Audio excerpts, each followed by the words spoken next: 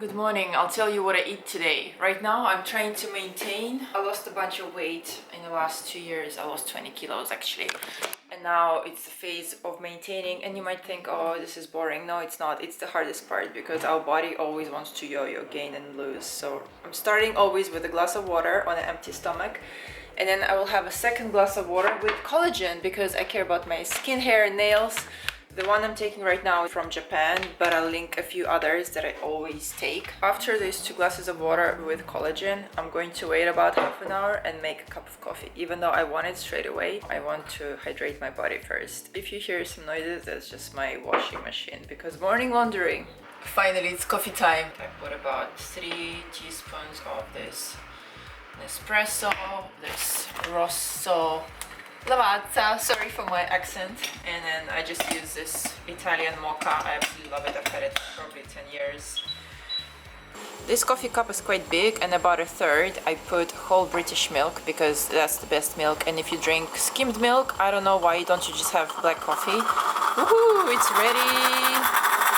Now it's gonna calm down, and this is the best part of the day. Oh my god, it's spilling everywhere. Oh well. Hair is looking crazy. I had shower in the morning, so it's just air drying. When you're eating to maintain your weight, it's a bit of a mind puzzle because you know you shouldn't eat too much, but also you shouldn't eat too little. You just want to stay with the same range. And how I've done my current goal is I gave myself 3 kilos of up and down fluctuations that I'm allowed to. So it's not that I want to stay exactly the same weight every single day because that's impossible, especially for women with hormones and everything.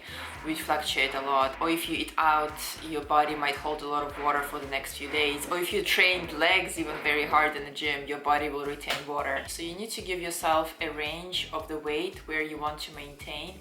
And for me, it's right now between 61 to 64 kilos. And this morning I weighed 63.3 kilos. So it's a bit on the higher range, but that's still fine because I'm feeling good. In the last few days, I ate out a lot because my father was visiting. It's all normal, trying not to get freaked out.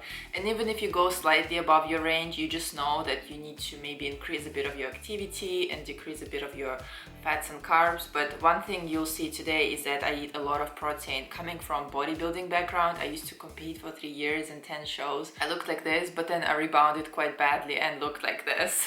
So it's all learning process. I used to meticulously calculate and measure every single thing that I eat. Now what I'm doing is more or less eyeballing everything and having structure in terms of eating more or less the same food every day, no crazy binges, and even if I eat out, I don't feel guilty, but I also don't try to order every single thing on the menu. Something else I do currently, I wait until I get hungry in the morning. So when I have the coffee and I start to get into some work, I work from home, so it's obviously more flexibility compared to maybe some of you who are eating breakfast and rushing outside the door. But even if you do go to the office, you don't need to force yourself to eat if you're not that hungry. And I've experimented with intermittent fasting too, and you just have to see what kind of feeling you get. If you still have energy in the morning without food, just maybe with a coffee, you don't need to stuff yourself straight away. So I usually wait maybe 2 hours or 3 hours. So sometimes I have brunch at 11 a.m., but I'll see how I feel today. As predicted, it's now 2 hours later and I'm about to boil some eggs for breakfast. I usually have 3 eggs. I will show you how I do them. So the water is just boiling and then I place them very gently into the water. And I use the timer to set 8 minutes because this is what I find with the induction hob and slightly decreasing the temperature. What happens is that the yolk stays very soft and the egg white stays solid. So that's how I like it. And while it's cooking, I'm going to wash and prep 1 avocado.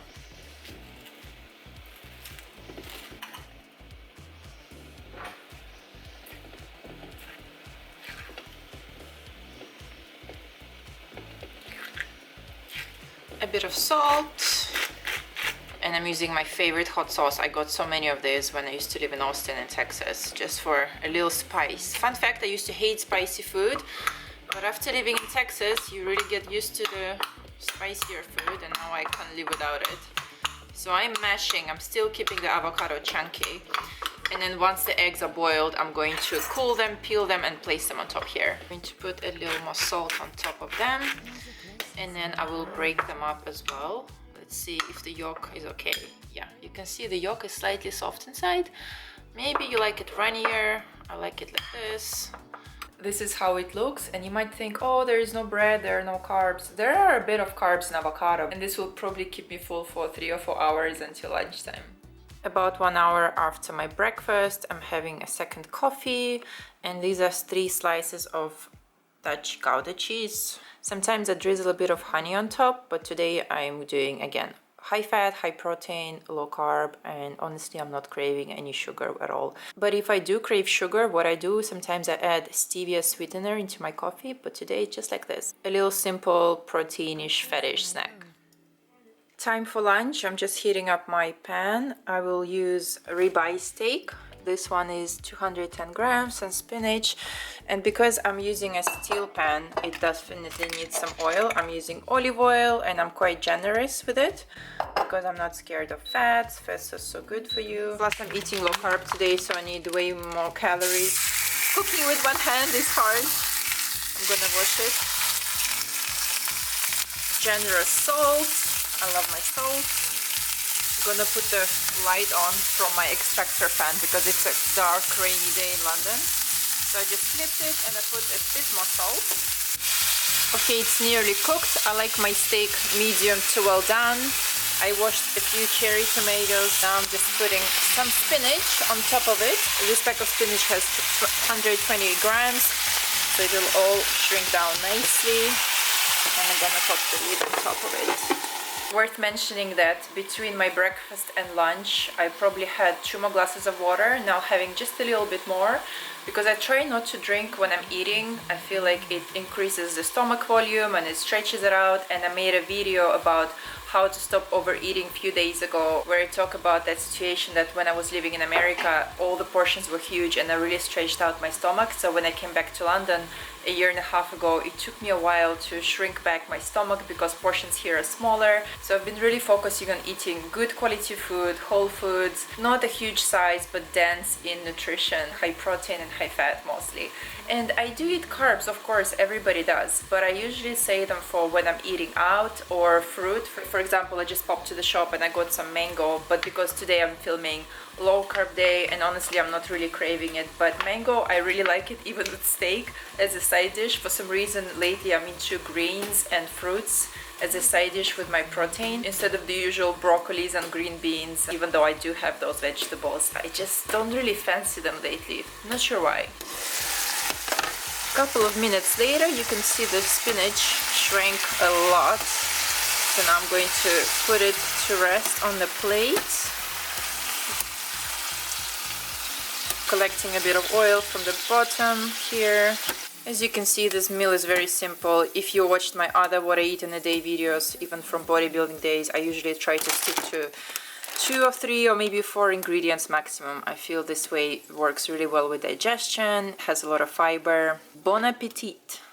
Time for dinner. I'm going to have sea bass. As you can see, I'm trying to vary my protein sources. I'm not eating steak 3 times a day.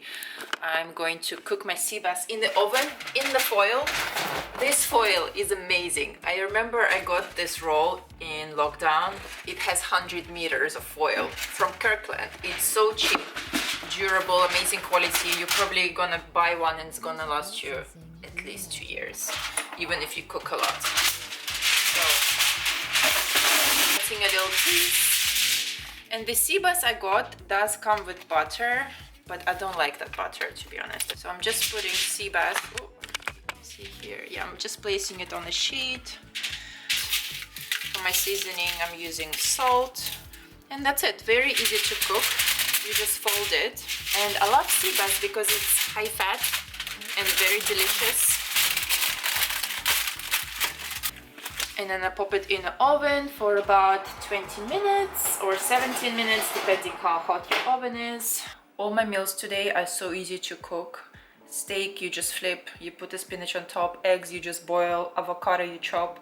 sea bass you just pop in the oven, so you don't see anything extravagant, and I think this is quite realistic. Even though it's really good quality food, I'm not fussing around with anything special. I only cook something more extravagant, maybe like a curry or things with many ingredients, like when my boyfriend comes over or I have guests, if I'm really in the mood or have more time on the weekend. But just daily basis, when I'm working at home all day, I just do it like this. I used to prep my food a few meals in advance, but right now I like things fresh, and especially if I can do it and I have time, why not cook it fresh?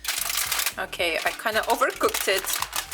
Oh well, this happens. Better overcooked than undercooked. Now we'll just scoop it out to the plate. Here I have beetroot, which is boiled and cooked. I bought it ready already from Sainsbury's. If you think that's weird, well, I'm Eastern European, what do you expect? We eat a lot of beetroot. Now I'm going to scoop it out like this, just with my fork. I really like the skin as well, that you can detach, but this is a bit too graphic for YouTube, the way I eat it.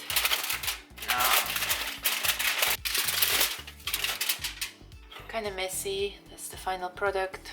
I love it so much, especially the beetroot. This is it. This is my 3 meals and a little cheese snack. Before bed, if I want, I might have a bit of chamomile tea or Earl Grey tea with a bit of whole milk, but I eat very simply, and this way I never get bloated. And you saw me seasoning things with mostly just salt and a bit of hot sauce.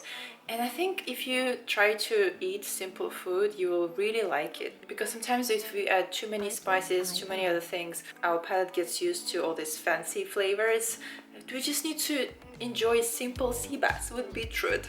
Well, at least I do. So thank you so much for watching this video, and I'll see you next time. Bye!